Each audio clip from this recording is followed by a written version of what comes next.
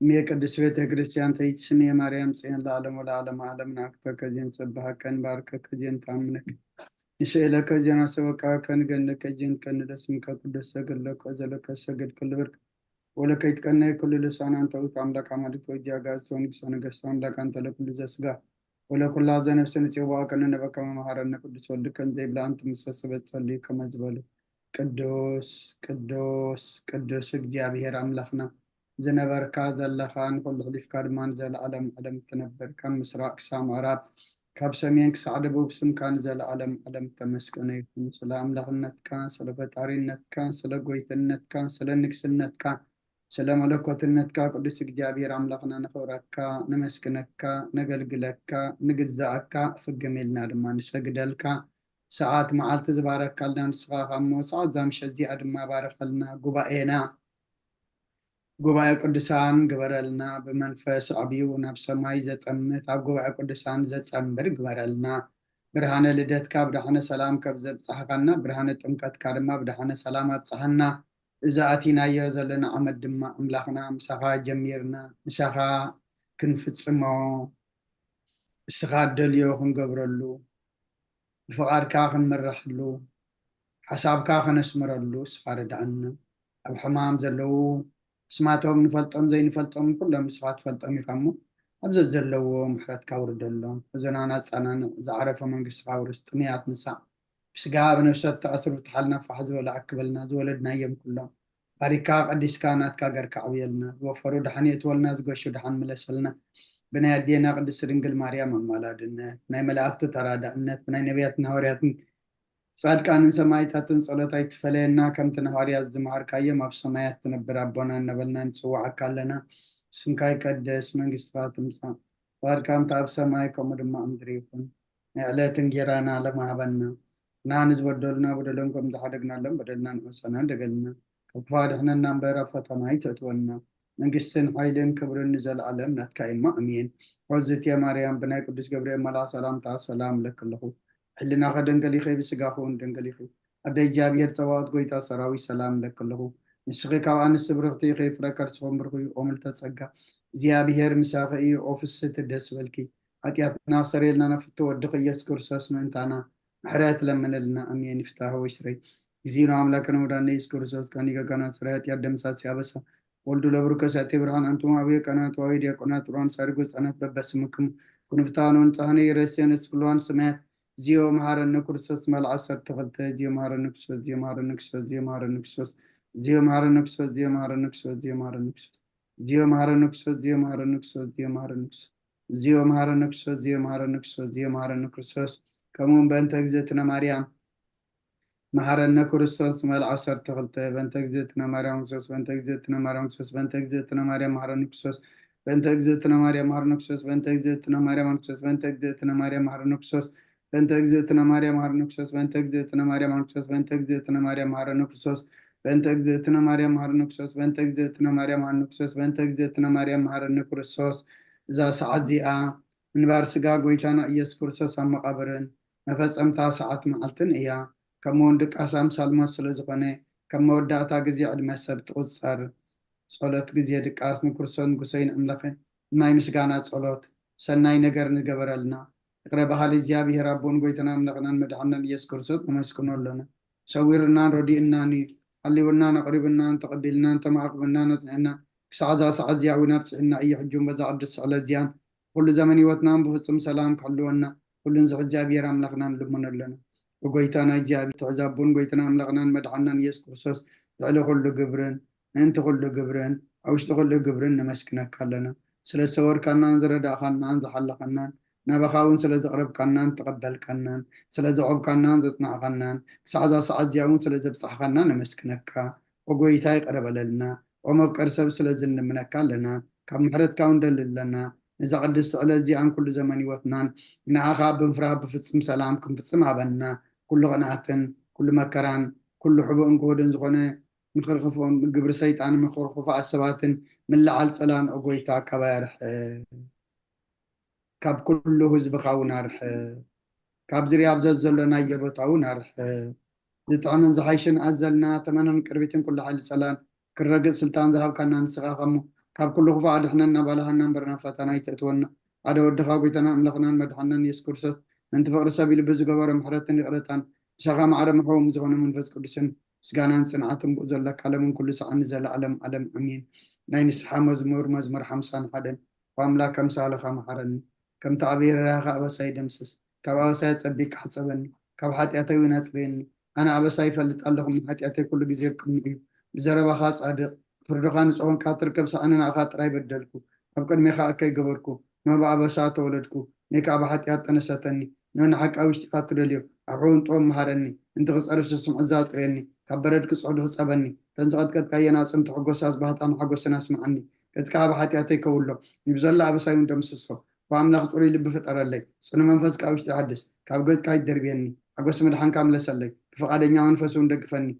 ما قد خان مفرس عمرم إيه هتعنا بهم لسيم وأملاخ مدحني كابدا دمان نكفني لساني صدق هالك كتب له ليا ويتا في مسكانا خنقرس أنا فريك فت مسوعات بهاب بلكاني زي كون اسمه عرب كل كان ري مسوعات مرة رايت بقوني خمو مسوعات أملاخ صبر منفسي وأملاخ إن صبر كنت بايت ونقوني خا نسيم صدق خاصة نايق من الله مكاتيات يرسل من دا شو مسوعات رك بزحر مسوعاتي ومن مسوعات بهاك بلكايو شو عم مسوي خا راح أقرب الكايم هالليلويا صلاتك زيادك أس نكرسون نقصين أملاخين مسكانا قرب له حتياتي كحد قال لك إلمنو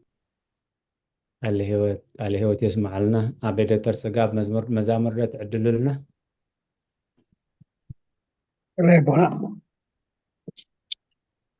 مزمور 130 توقف له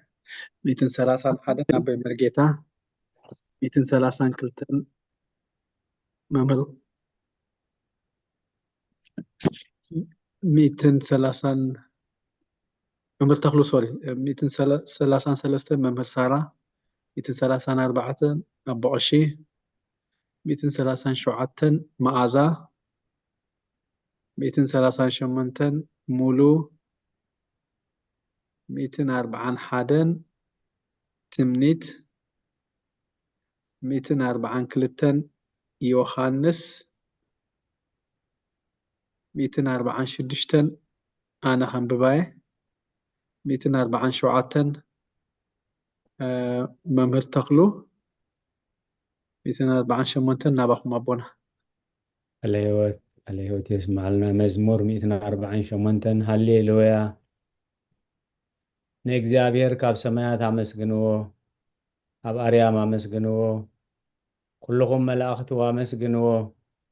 ብዘለኹም ሰራዊቱ አመስግንዎ ኣትን ፀሓይን ወርሕን አመስግንኦ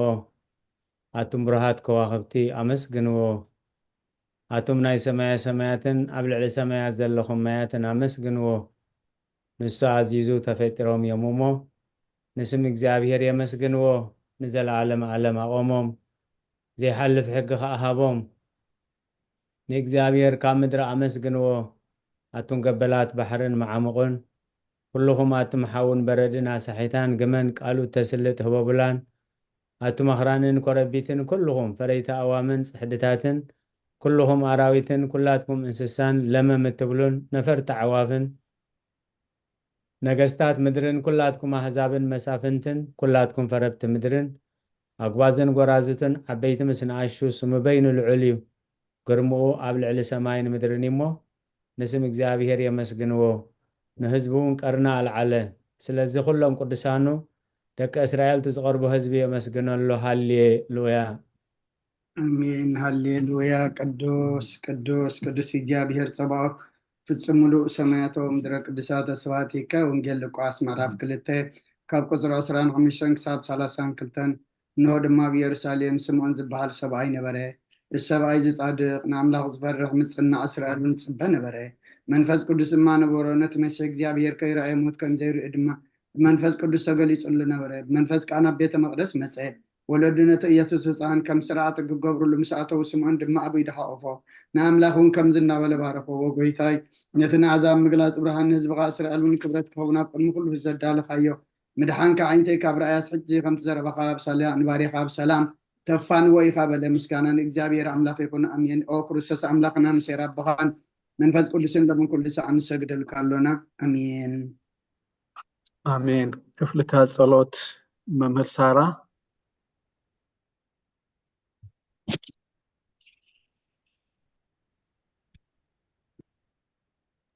هراي دكتور إنه أرمي كنو فراديك أول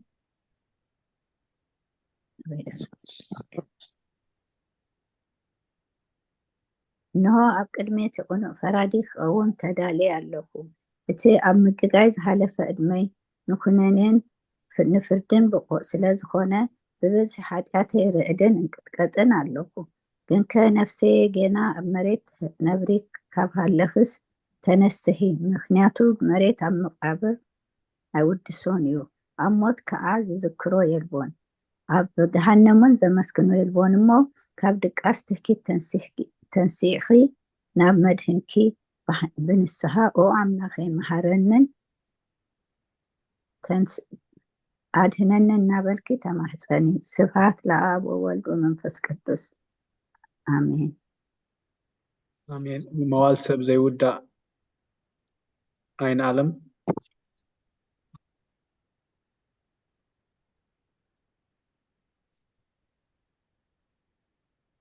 أين عالم تعمكري مي تغزل لخي هراي ممر دكتور كفلة موال سب زي ودا إذا على زخاء نزل عالم زنبر انت زخونسي نفسي نصر دخونا مخنيات محلو كنيرو جنك تصيف زخونا تقبارات كن اتعمى اكين اب قمي حق انيا مزغلع اب عارات حاتيات تسطحكي اب تشللتنيان كدعن سغاخي كدلخي انتاي اي اتهبيا ملسي او كريستوس املاخي بتأزي زفرح فردخا اسنبد نتزل عالماوي فردخا امبركاخ بتي ملوكتاوي نصبرقاوي برهانكا انقطقط ኣለኹ أنا حسن دنوس أب عراتي دقس زلخو أب هيوتيون زي قدس لخونكو نايتي تقبال قرص أبنت بمساد أفلبي إناوعكو أو أملاخ أنا قبننيا إمو يقرب للي إبلالخو يأزيني وزلفني ولا عالم عالم آمين آمين ونصت دنجل إلسابيت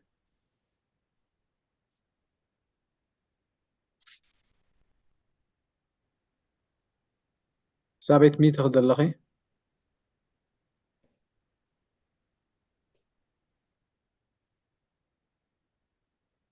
هراي أين عالم بريدي الله مسلني كمان بركم شيت حراي أو نصهت دنجل نابارخ إذا قلت افتلال رديئت كزرقحي